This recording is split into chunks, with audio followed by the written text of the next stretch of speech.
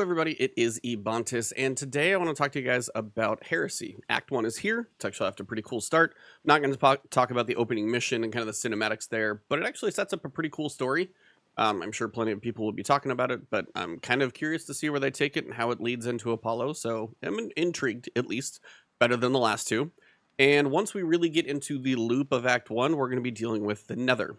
Now, the Nether can either be done as a private, even solo group on just kind of the exploration mode, or you can do the Nether Arena, which is going to be your match-made one, where you can do advanced match-made, advanced private. So you and your fire team or expert, you are going to need your own fire team to go in there. Either way, the biggest thing to know are the rules. Health recovery is disabled. You're not going to regenerate health. Now, you have substantially more, and you're going to have more overshields, and you occasionally will find health orbs that are throughout, and also things that are going to heal you, like healing weapons, like the new auto rifle, or any of your abilities. Some of the abilities, I think, are not tweaked correctly for this. I think they are working on trying to do a bit of a balance pass on how this feels. But the biggest thing is, I've gone through this thing solo like 4 times, and you guys know I do a lot solo, but if you play cautious, it's not that bad.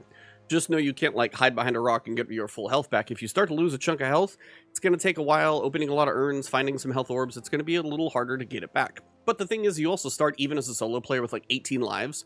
So unless you're just like throwing them away constantly, you probably should do okay. Nothing has been really detrimental enough to where I've failed the whole activity. If anything, I may have died once or twice per run, max. And sometimes I think I've done it flawlessly. So I really wouldn't worry too much about the whole health thing. But obviously don't throw it away and look for the healing orbs anywhere you can get them. But ranged will probably play very well here. High resilience will play well. So keep that in mind. Have some good resilience, options for resistances as well for your modifiers. Play smart and you should be okay. Now, when it comes to the activity, I'm going to go in there after I get done explaining some stuff in the apartment and show you a few things. But a couple things to point out. When you are in the Nether, please make sure just do this now before you get to much else. Go to your ghost. Go to the Wombo detector right here in the second column, put it on, and leave it there. You should pretty much never take this thing off, it seems, at least while we're roaming around the Nether, because how important it is in there, so just put it on there and leave it. Now, you will be getting some Heresy-specific buffs. These will expire as you play more. You're going to get some stuff to drop. The minor boons that you can pick up, which you can, accumulate quite a few of them on a run. If you want to focus on certain boons, you can actually choose to get those to drop more frequently. Maybe not all the time, but probably see them more frequently. And then there's a certain point where you actually can get double drops on some of the minor boons. So if you're really trying to focus into a certain playstyle, this is where you're going to do it. Now, the other thing to pay attention to is your consumables. You're going to have a couple of new consumables. There's a temporary one. It's like a fleeting version of this, so it's temporary. Make sure you have space in your consumables before you do pretty much anything in here, because I know definitely a prominent player saw them on Twitter asking why they weren't getting anything to drop. Consumables were full, and then they figured it out. So make sure you have space.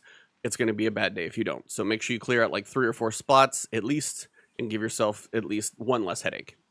Now, when you come to the Lost City, instead of going to Spider's nightclub over there, head back here past the ramen sign. We're going to go to the apartments. It's actually cool that apartments are back here, in my opinion, just because they actually are kind of a rare thing for us to feel like anything housing or residential in the last city, but it's here, feels a little more lived in, and this is where we're going to actually kind of talk to our NPC. Our main one's going to be Sloan this season, and she's got her taken, I guess, under control because we're working with her quite a bit.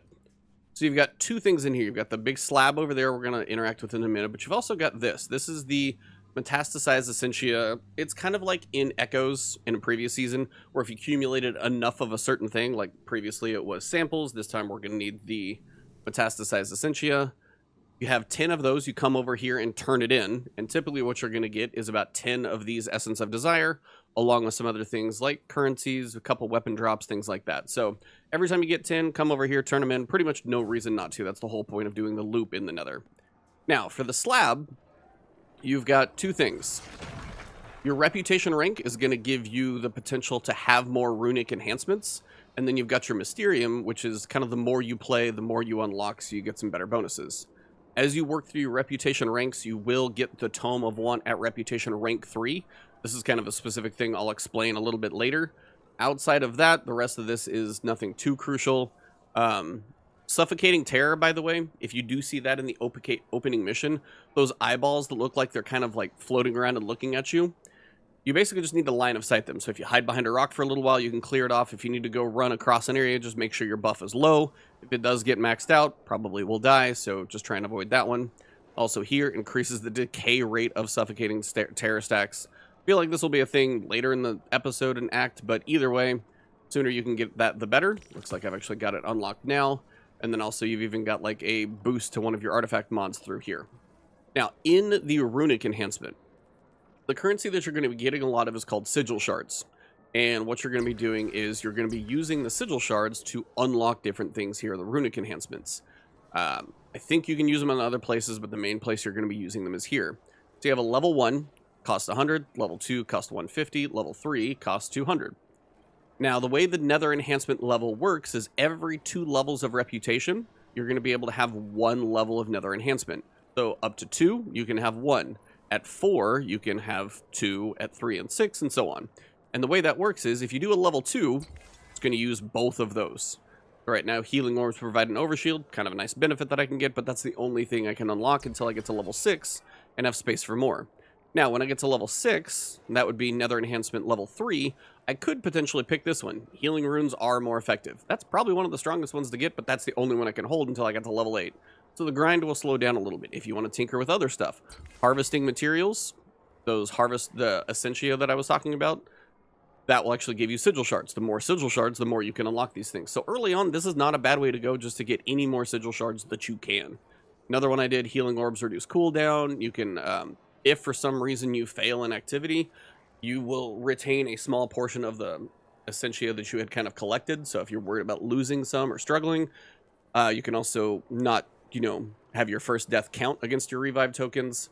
At tier 2, full heal after completing a midnight encounter. Honestly, I've run this thing like 5 or 6 times. I don't know what a midnight encounter specifically is. If it is one of these small encounters, before you go do like 3 small encounters and then the boss fight of like each zone within the Nether, you'll do that 3 times. Basically 3 mini bosses, a boss, 3 mini bosses, a boss, 3 mini bosses, final boss. That's the way the Nether runs. I don't know which encounter is the midnight encounter. Still probably not a bad thing to get a full heal afterwards, so that might be a decent one to go for. You've also got weapon icons over chests. There's a bazillion chests in the Nether. Knowing which ones have weapons, especially later on, will be important when you're trying to farm weapons from drops in there.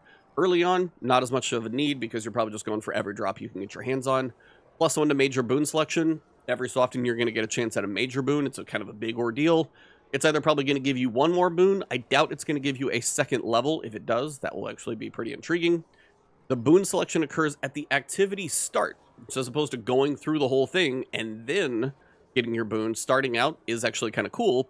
This one can only be done right here in the apartment. You cannot do it during the activity. All the other ones here you can change during the activity in the opening. Final one, healing orbs are more effective, probably going to be pretty strong too. But you can mix and match these as much as you like, depending on how much enchantment level you have. So it's really up to you. But as you tinker with them back and forth, eventually more enhancement level, you'll have more of these active. I don't know what the cap will be yet. We will have to see. So that's your heretical rituals. All you're going to be doing is trying to get your Sigil Shards, unlock the ones that you think are a priority for you. Eventually you'll have them all, and you just pick and choose which are active. For the Mysterium, the minor boons. You kill enemies, you open a chest, random places, you'll get minor boons. As you pick them up, you're going to accumulate enough of them. Unfortunately, it doesn't tell you how many, it doesn't tell you your progress, which, come on guys. But once you get enough of them, you'll gain an additional stack. So if you pick up the Paracausal Health minor boon, and when you've done enough to activate this one, you would pick up 2. So if I get the Orb Collector, when I pick it up, I'm going to get 2 out of 10, as opposed to 1 out of 10. So your buffs will accumulate faster, you'll be stronger as you go. Probably a better thing for higher difficulty runs for sure. So if you want to stay at the lower level early on, that's not a bad idea. All of these kind of work the same way, they're just for different minor boons. Down here, we've got the Dispelled Corruption. Increase the rate at which Sigil Stones. And the Sigil Stones, I'll probably either show a picture or show you when I'm running around in the world. If they drop off combatants while you're on the path of resolve, I have a 40% bonus chance for them to drop. When you run over those things, you pick up more Sigil Shards. So the more of these collectibles that you can find, and right now I'm 4 of 6. The big thing here is these are all these little worm... They're taken worms that are kind of like hidden secrets, and I've got 4 of them found. I'll probably do a separate video on those. But doing those quickly, as soon as you can, will make your Sigil Stone acquisition and your Sigil Stones, you'll be getting them much, much quicker. So it's actually a really good idea to go hunt those down quick.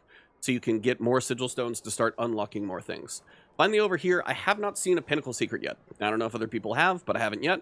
But basically, it's dealing with the Tome of Want, and the way the Tome of Want works is you activate it, and you get a certain number of drops that come from it.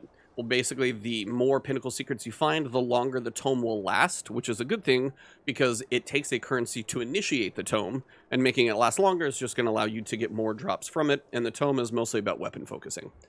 So that's most of what's here at the Shaping Slab Resolve. I'm guessing Resolve is going to be like a different subtitle for either future acts or something, because it does sound like we're going to make a progression to a different path of Resolve or whatever it may be. So Mastery of Resolve, different paths, all this stuff. I feel like something's going to change. We just don't know yet, because this right here also doesn't tell you much. Now, when you come up here to the inventory, your Tome of Want, after you get to rank 3, will unlock. The way it works, partially, you're going to be getting some of these engravings unlocked as you go. And these are basically going to be how you choose which of your artifact boons or artifact perks that you want boosted. So if you want this one and this one and this one, I got to figure out how to unlock them. I have only got this one so far. But this is going to be where you kind of probably pick which ones you want active. Only have so many at a time, probably. But mainly what this is going to be for is for your episodic weapons and your weapon focusing. So it starts out the first time, you basically just have to pick one of these basic scriptures. They're not really a consumable. They're pretty straightforward. Choose one. And then if you don't pick one, it's just going to basically go in your drops that come from the Tome of Want are going to be episodic weapons.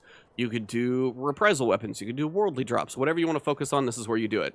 Then if you want to focus even deeper, then you can go into crumbling scripture. These are a bit more of a consumable thing, and they're very specific.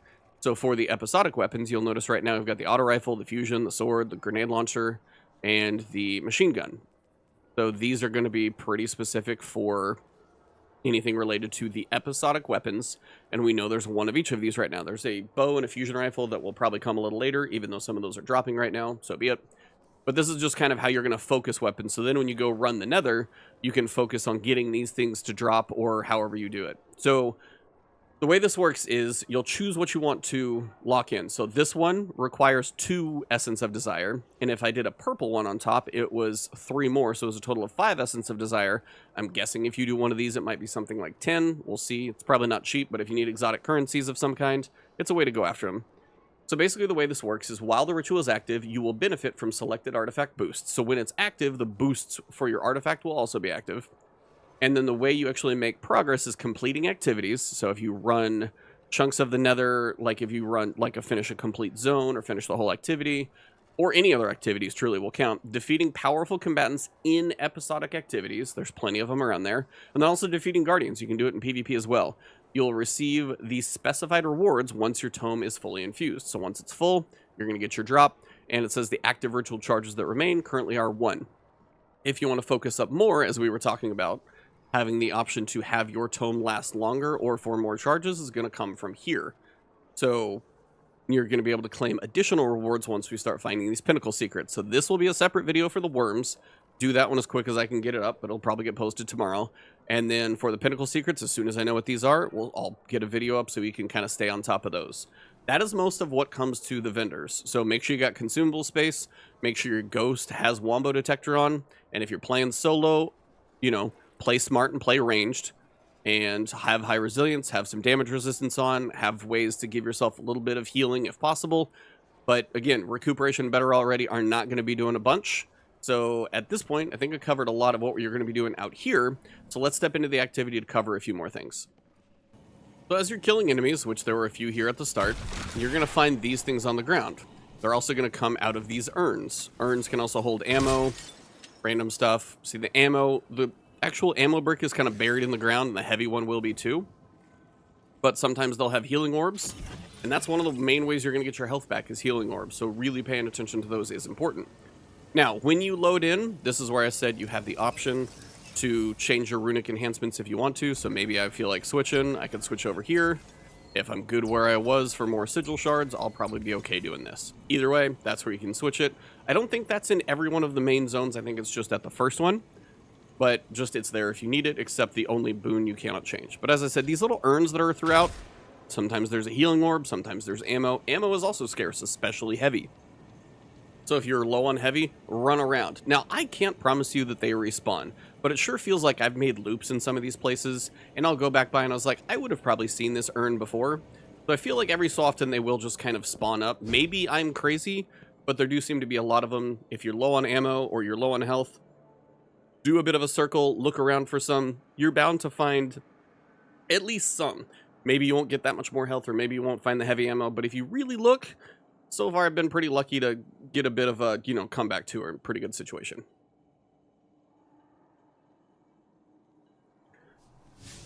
So when you load into the Nether, you're going to be in one of 4 locations. Hall of Souls, Mausoleum, the Founts, and there's one other one I'm forgetting off the top of my head.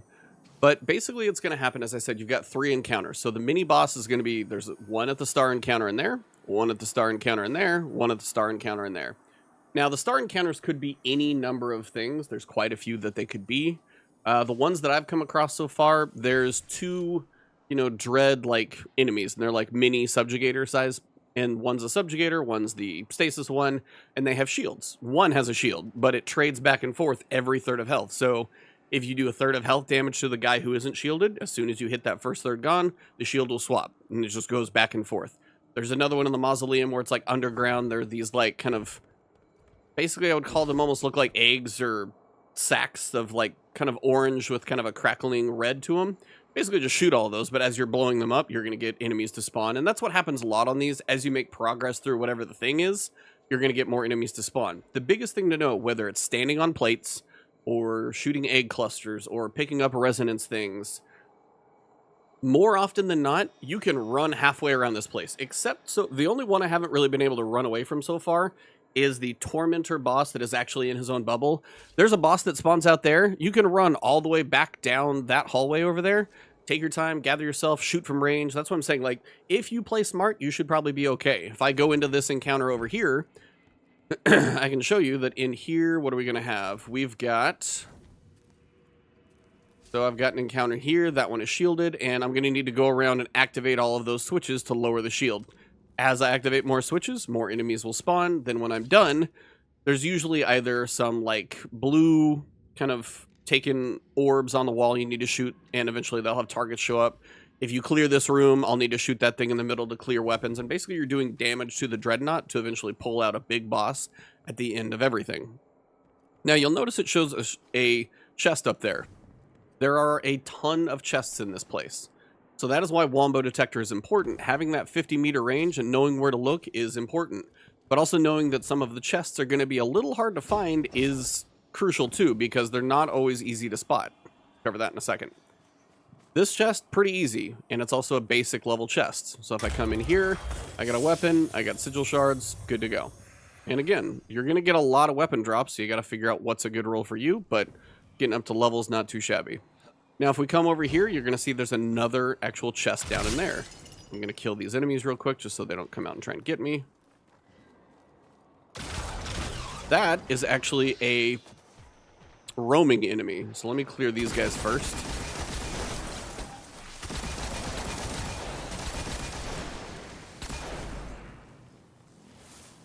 Where'd he go?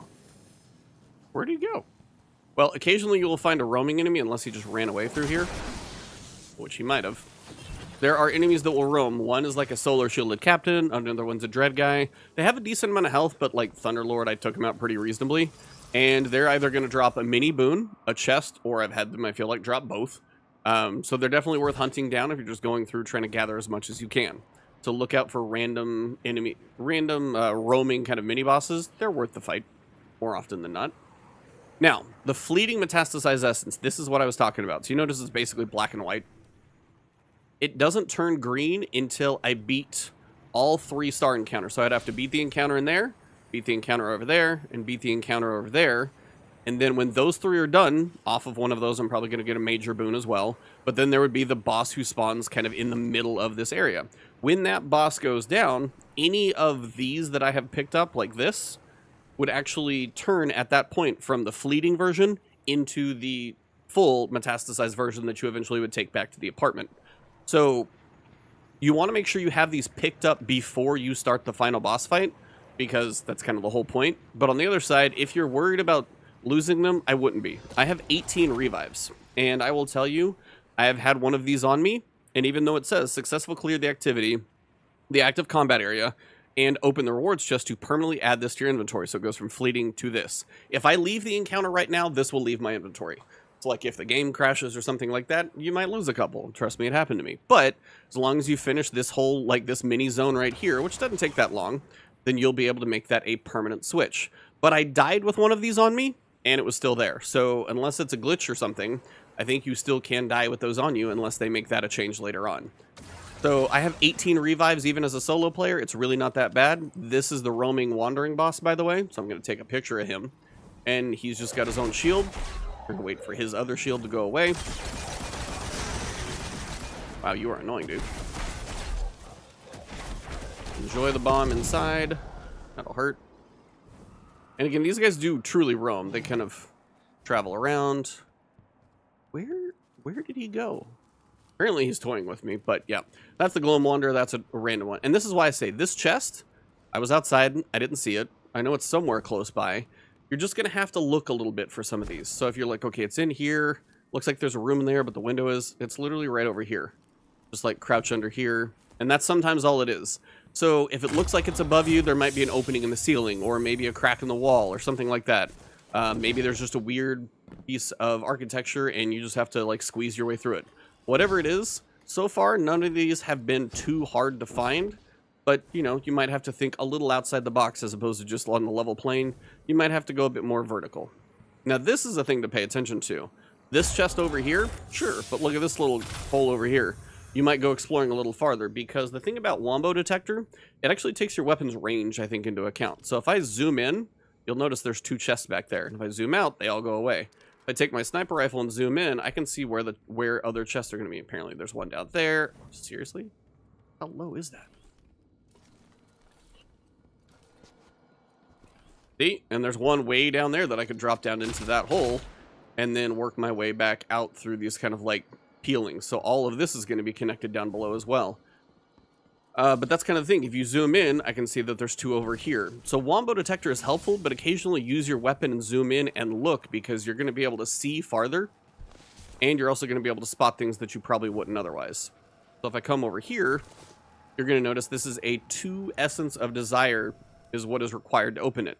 These are the things that I have 22 of. Every time I turn in 10 of the Metastasized Essentia, I seem to get 10 of these. I've also got 5 from doing random encounters in here.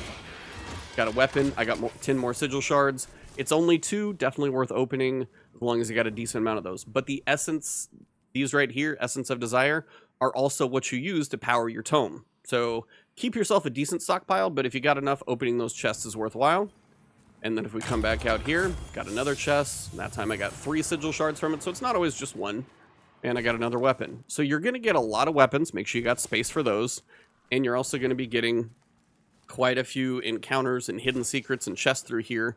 So if you look for everything that's out here, you're going to be finding a lot of stuff. So if I come down here, let's see what's down here. So it looks like I've got, got an urn. Got a little ammo in there if I was going to actually pick it up. Going to grab Sigil Shards. Got 3 more of those. Now this, as it's close to another chest, this might be one that requires... Oh, these are actually cool. These are actually Zivorath like lore. So if you walk up to it... The voice that wants us to live and suffer, as we have lived and suffered? The Leviathan that offers no hope against chaos or the world wave? Or the plain, honest worm? Let us see where its whisper leads us, Orash. Let us go deeper, Zero. Let us dive. Oh, sister's mine. So you'll get some cool lore bits if you find those as well. So far they've been Savathun and Zivorath focused, but still pretty cool. I think I might have had an Oryx one too. That's a lot of what you're going to be doing, and these encounters can be, as I said, a mix of a lot of things. The Shield Twin, standing on plates. So he's back. Hopefully he doesn't teleport away this time. Trying to let his shield go away. Again, this is that roaming captain. They don't respawn this often. I think this one's just been running away from me and getting his health back. But if you can kill him, it's not bad. And again, as I said, this is a minor boon. So the boons here that you pick up, again, if I had Swift Assassin back in the shard, if I had collected enough of these, I would get 2 of 10. But right now I'm pretty sure it's 1 of 10. And I literally just got the stack increase right there, so any more Swift Assassins will give me a double perk drop. Now, when it comes to one of the easier encounters to explain, this is just the wizards. And this is why, like, when you see this one, it's so nice to just knock this out. Because once you're done, and then and this is how you'll actually do damage to the Dreadnought. So it's going to be this, it's going to be the blue orbs on the wall, whatever you got to do. And then you'll notice it says destroying weapon systems, weapon disabled. Now it should probably show, yep, you dealt a blow to the Dreadnought, so you did damage to it. And now we're 1 of 3, so I have 2 more. But if I come down here, you'll notice Orb Collector, I got 2 of 10 because I've upgraded that one already. Silent Assassin should go 3 of 10. Yep, because we just got that upgraded. Grenade Recharger. That one I'm still on level 1. So not all the encounters are quite that simple, so I'll probably see if I can look for one more over here just to show you another example, but that's the idea. They're usually pretty simple mechanics, nothing too crazy or drastic. If you got to carry a solar charge and it's a heavyweight item, that's a thing. But this is also a guy who you need to have follow you. Now he will kind of continue to respawn. Nice way to get health. He will actually respawn. So what he's going to do is, this is one of those weird secrets. So if you catch his attention, he will follow you. And if you can get him to follow you all the way in here, there are worms in here, and then you get him to like kind of convert into another enemy. So this is something strange is near. So this is one of the probably more pinnacle secrets. So if you follow him here, I've seen part of this one done partially, and now we're gonna get him to follow all the way up here to another stack of worms. So this might actually be a pinnacle secret mid-guide, so if you see this happen, enjoy. And if you can get him here to the worms, don't shoot those so he can actually crawl down. You'll actually see something else spawn. Same thing is going to happen. We're going to need to have... Now it's going to be an Acolyte. Now you need to have him follow you. And you need to get him to another stack of worms, which I'm pretty sure is outside. Just have to figure out which side it's going to be on. Oh, it's up here. So if you see up here, you got some worms up here. And if I can get him up here to the worms, he will kind of do his conversion thing. Now, he might turn into a knight, so I might have to figure out where to take him. Yep, so now we've got the knight. And then if I get his attention, now I've got a sword knight that's going to follow me. Now I have to figure out where I take the sword knight. I am not entirely sure. Typically, he'll run away if you're not in the right place. So he's not going to go that far. I might need to take him all the way back inside, because they typically won't jump off ledges. Maybe he just won't follow me that far either. Actually, I think I just have to kill this guy. There you go. So a secret of the Dreadnought has been found. I got me a minor boon. And also I'm going to get a chest up here from it too. So there's a Coalescence of Sorrow. I've got a couple of those like random type items. Not entirely sure what those do yet.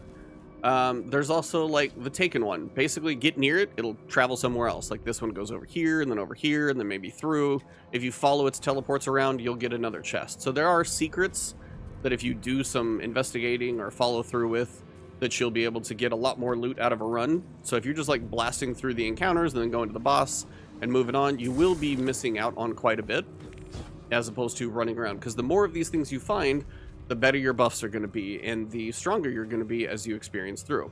But same thing as you're running through the world, remember, zoom in and see what's out there. Because I typically know you're going to have a couple chests over there because I've done this before. Again, that Axiom Bolt's freaking out. And not every urn has something in it, but more often than not, they're going to have something. Sometimes they just have a minor buff. But also a little give and take with an energy blast. So if you come over here, and this is where you're probably going to have a, yep, this will be a desire chest. But also when you find some of these secret rooms, you're also going to find a lot more little urns, which can be beneficial if you're trying to restock on ammo, restock on health. I'm not going to spend the desire on the one down below, but again, I got another minor boon. So you really are going to be able to put the minor boon ghost abilities on if you're really focusing on certain boons for a run that you think are going to go with your build. Don't forget about those ghost mini boons or minor boon like mods, because it really actually can help you out. So now that we're in here, this will be another encounter. I gotta figure out which one is, and this is actually one of the things I was looking for. So this is one of those sigil stones, and if you shoot it, it's gonna drop you sigil shards. And the sigil shards are actually really good because they're just gonna drop 1 or 2 more sets of stacks, and then the more you're able to kill enemies and get those things to drop, the more you're actually able to make progress on all of these things you're working on. Now there's a Tormentor in here. He's fun. I'm just gonna make this short and sweet.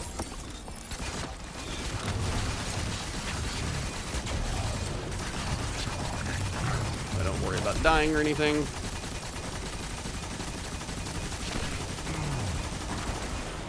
Thunderlord's still never a bad option. Now, a little low on ammo, which is unfortunate, but we'll survive.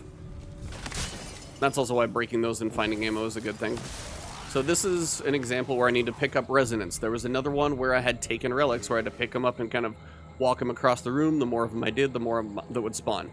Same thing here. More of these I pick up, the more that would spawn. It's generally how a lot of this goes. The more plate progression, the more resonance you pick up, the more eggs you destroy, you're going to be dealing with waves of enemies. But if you get a wave of enemies that just feels like it's too much, my advice, just back out of the room, because whether it's a progression on a plate or in here, just let the enemies come in, deal with them from a safe range, and then when the enemies are done, then you can head back in and then work on more progression. So again, here's another Essentia, and you want to find as many of these as you can. So whether, I don't know if it's 2, 3, or 4 as you progress through, but it seems like the farther you get into a run, the more Essentia you're going to get. So doing a full run, I think, is going to be beneficial. So the farther you get, the more you get from it. There's a healing orb just from killing an enemy, which is nice. There's resonance. If I can get them to group up, I can hopefully use this tangle. And there's probably one more right here in the middle. And again, if you're ever wondering what an encounter is going to be, 1, if you have your ghost out, you'll see the stars, as I was talking about before. But 2, in a room, if that thing's sitting there just in the middle of the room, that is the actual star icon, is that thing up in the air. So if you see that, you're not done with the encounter, just in case that needs clarified at any point. This will be the final one. Should spawn a boss. Actually, at this point, I can just do damage to the weapon system. We already killed the big guy Tormentor. And then death blow, or a blow is dealt. And this is the major boons. So the minor ones were smaller. Buffs to stats, buffs to recharge rates.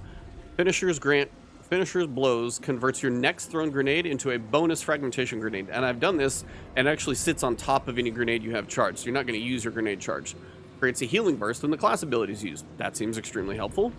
And then increases elemental damage dealt, but drains grenade and class abilities. If you don't care as much about, say, your abilities, but you want to do more damage, it's a give and take. So anytime you see a normal boon, this is a normal major boon, versus a corrupted boon. Very, very different looks to them, and that's kind of why it's good to know the distinction between them.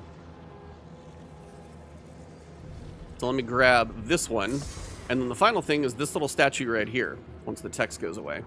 That statue right there is actually going to be where you kind of check on your boons. This thing, if you go to view your boons, you want to see what your build is cooking on so far, you can actually see everything that you've picked up, so you know where you're at. Maybe you want to change gear if you've leaned far enough into a build. Kind of works that way. And each of these zones typically has kind of a circular look to them. They might be like double loops, they might have a couple rooms and rotations to them, but typically they will culminate around a certain area. You might travel out and travel back, but more often than not, you will be able to generally be nearby the main boss in the middle. Now I'm going to check one thing in the middle here just to see before we get the boss to spawn. And I know this is like a third of a full run, but there's just a lot to explain in here, so I'm trying to cover as much as I can. So these little plates sometimes are investigatable, and these are. Now they're either going to be short plates on the ground like hive plates, or they're going to be tall, like pillar high, and these things are still going to be on top of them. It almost looks like the texture was just like moved down below the ground, to be honest with you. And what you'll do is if you activate all three, you're going to get a mini boss to spawn, and they're either going to, again, drop a mini boon or a minor boon. I don't know why mini boon, minor boon, you guys know what I'm saying. Or potentially a chest, or both. I've had it kind of be a mix depending on when you do some of these side activities. So if you find any of these like things where it says investigate, the other two are not too far away. So just look a little bit. It might be like tucked around a corner slightly, but they're never that far.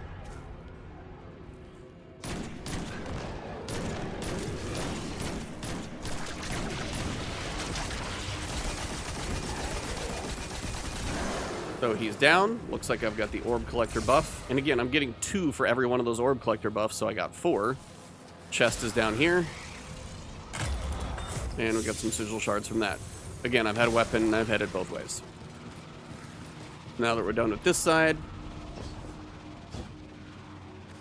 we can head around to make our last rotation. But I typically will do like a full loop of most of the areas. And again, if you're like, is there a secret anywhere nearby?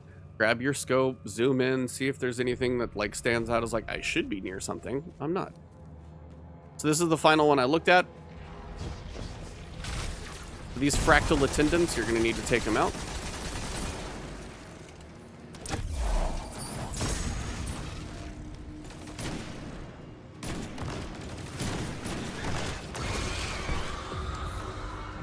So that's my Tome of War, or Tome of 1. It's finished. I got all those drops. I got 5 Essence. I got my Tome back so I can activate it again.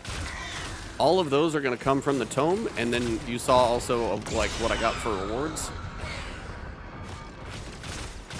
I should not be back in this tiny room, but I just got stuck in here after the Tome. And again, this is another one of those Sigil Stones. Shoot that. You're going to get more Sigil Stones and more Scriptures. And what we need to do is actually activate all of these switches around. The more of the switches you activate, I don't think it gets to be too bad, but you just got to deal with the enemies that come through. Trying to activate the ones I can, but I know there's plenty of enemies coming, so I'm going to do this third one and run.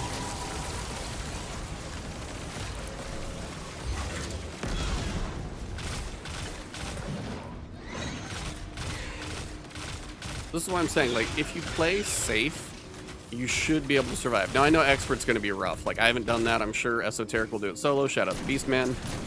But if you play safe, play some ranged weapons, a different build. You're not going to be, like, consecrating, slamming every single thing that's, like, out there. Just play a little smarter than you might normally, and you'll probably make it through all right. Because if I can do this solo, I'm pretty sure all of you guys can do it as a team of 3. Seems very reasonable to ask.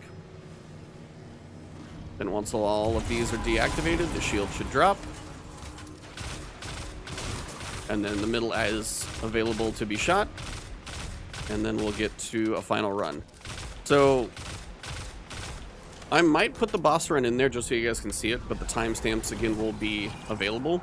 And again, see how easy it is to miss those buffs? It's like sometimes they're delayed spawns, whatever it may be. But look around for them and take a quick glance, because sometimes you can just miss those things that spawn a little bit later for whatever reason. So now the Subjugator's sitting in the middle. So it is pretty advantageous for me to stay far away. Whether you plink him with a scout rifle for an hour or whatever you want to do, you can work it from range, but you do have to get him to spawn. Kind of one of those key factors. So once you get him to spawn, then you can run halfway across the room. This is one of those times where I might run around and look for ammo. If I'm unlucky or not, I'm pretty sure I got this chest already. Yep. So if I want to try and jump over there.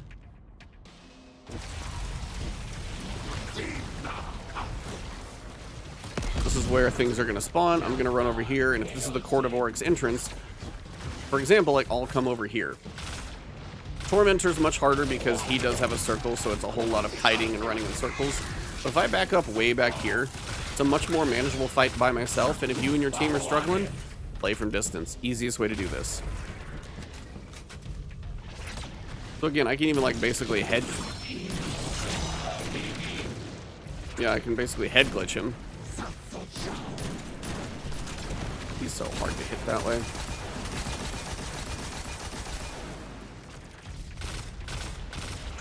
And if your ammo's not in the best shape, sit there with that scout rifle. Jolting feedback is nice, depending on what your build is. Get those extra shots on him. And there we go. Herald of the weapon. He's going to go through some spawning. I'm going to see if there's anything I can pick up. Some healing orbs down there. Now, you're going to find husks in a lot of these rooms.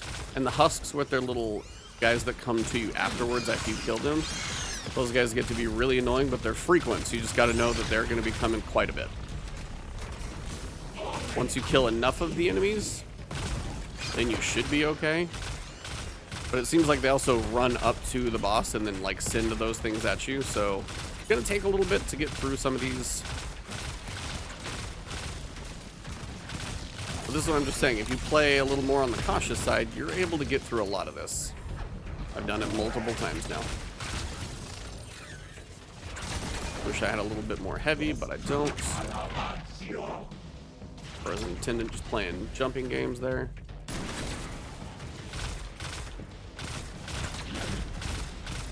So it's like if I can get him jolted, there we go. Now if I can stagger him with a headshot.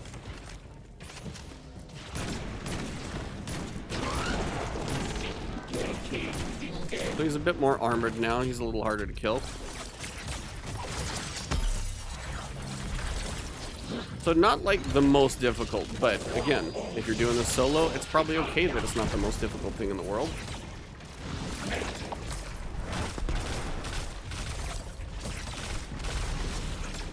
And now he's shielded, so he's going to be doing his crazy thing. You'll have some enemies that spawn in. And then, depending on how your ammo and everything's doing, but just know, you've got to go to the next room. Same ammo is going to carry over. So if you can still conserve some of your ammo, especially if you're getting towards like the final boss fight and you want to keep some stuff, you very well may want to keep some things because it's going to be a little difficult on the final boss, say without heavy, unless you find a heavy brick along the way. So it's kind of that little bit of give and take of how aggressive do I go, when do I go aggressive, where do I conserve my ammo, what's the best time to do that.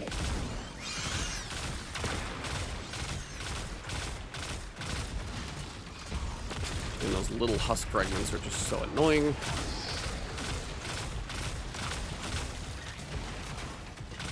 Also, Grim, not my favorite enemy, but it's fine. Once enough of those guys go down, seems like his shield's done. The other one's like an ogre with like 2 health bars that you'll notice. That ogre's not too bad. You just have to shoot some of the kind of blue orbs that are around. There's a big meatball, and again, those are the Sigil Shards you'll pick up. Sometimes they just drop off enemies once you get that farther progression.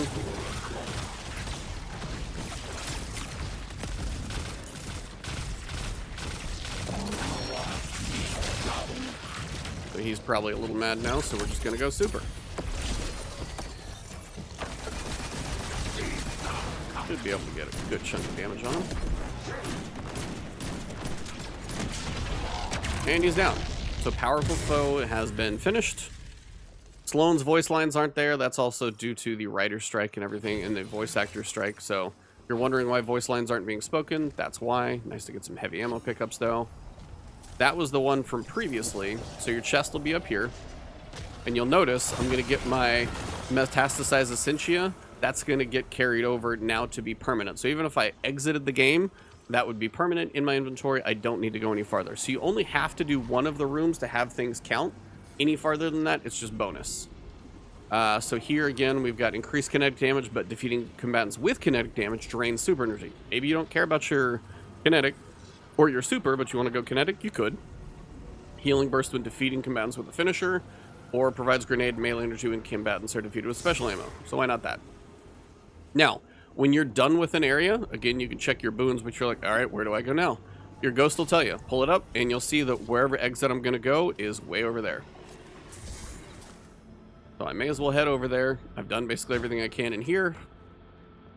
This is also a time, it's completely up to you and optional, but maybe you're like, I'm low on health or I'm low on ammo. And this is why I feel like some of these do respawn.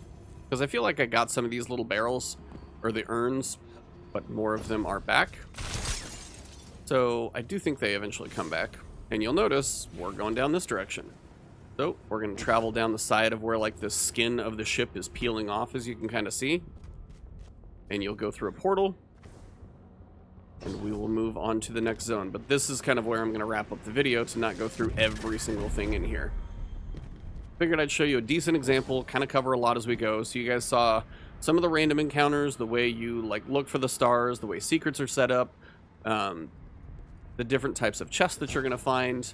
And when it comes to puzzles and secrets, I'll get separate videos up for those. I've already found half the worms, and I'm looking for more. I think some people have already found them all, so either way, I'll try and get a video guys up for you on that one. So now I'm in the founts, and I'm going to go do 3 different encounters in here. You'll notice if I look for currency, I've got right below me down here, that's going to be one of the Essentia things. Over here is an Essentia thing. And if I zoom in on my other stuff, I can probably find one farther.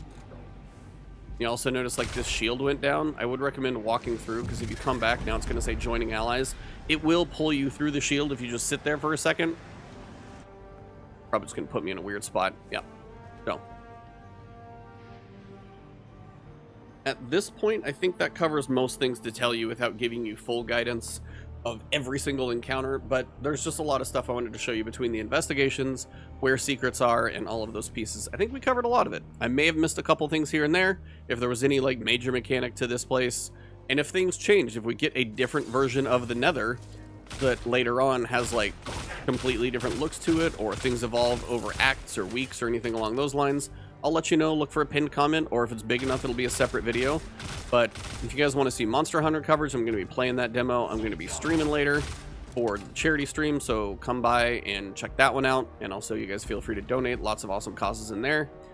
But for now, I'm actually kind of enjoying the randomness of this. I think for some it'll wear out, but overall, I think they made a pretty cool encounter and some progression that kind of carries over. A little bit of roguelike, a little bit of roguelite, and overall pretty good. So that's Act 1 for Heresy.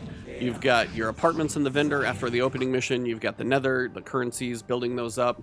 Once you get to Act 3, you're going to have your Tome of Want. And again, this is kind of the idea in here. So now if I know I've got pulse rifles available, I've got some armor, I can go for ultimates, I could go for enhancement cores, but if I come here and I just want episodic weapons, I don't technically have any episodic weapons, but I could potentially have those drop. I could also go for this. And if you're wondering how much it costs, it's still just 5 with that one actually, so that's not too bad. So maybe right now I don't have a whole lot going on, or maybe I just want to leave it open. Totally fine. As for getting the tome engravings, that's about the only thing I'm not seeing progress on. I'll have to see where those unlock. But if you found this beneficial, drop a like below, leave a comment if you got any suggestions, thoughts, builds, anything major that I missed.